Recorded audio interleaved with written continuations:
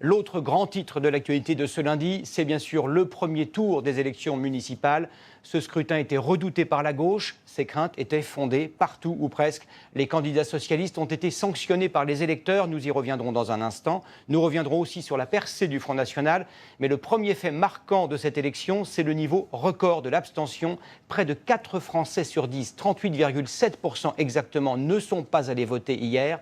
En 1983, un électeur sur 5 avait boudé les urnes.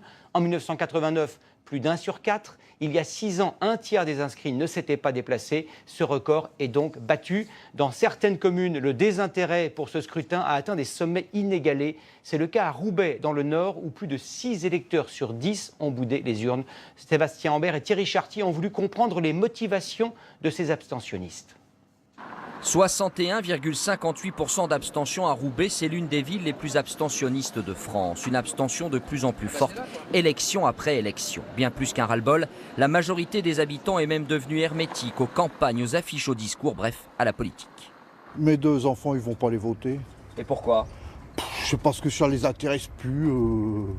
Nous, c'est une habitude. Vous êtes allé voter, vous? Non, Pourquoi? j'avais pas envie. Pourquoi? Je peux pas vous dire, parce que je trouve qu'il n'y a rien qui change. La ville souffre tant sur le plan social qu'économique. 30% de chômage ici.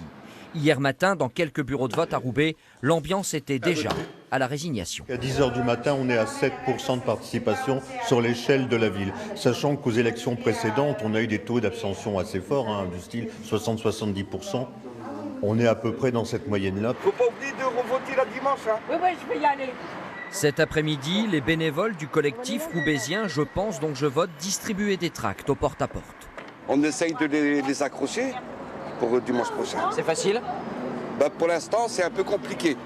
En 2014 comme en 2008, Roubaix détient le record de l'abstention en France. Et dans certains quartiers, comme ici celui de L'Homelet, dans certains bureaux de vote, on a même noté une abstention frôlant les 80%. Lors de ce premier tour, on l'a dit, près de 17,5 millions d'électeurs sont restés chez eux. En 6 ans, leur nombre a beaucoup augmenté. Vous allez le voir sur ces 2 cartes. Les taux d'abstention les plus élevés apparaissent en rouge. En 2008, l'abstention était déjà importante en Île-de-France, en région Rhône-Alpes, dans le Nord-Pas-de-Calais, en Alsace et dans le Sud. L'abstention a atteint cette fois des niveaux élevés dans une large moitié ouest du pays.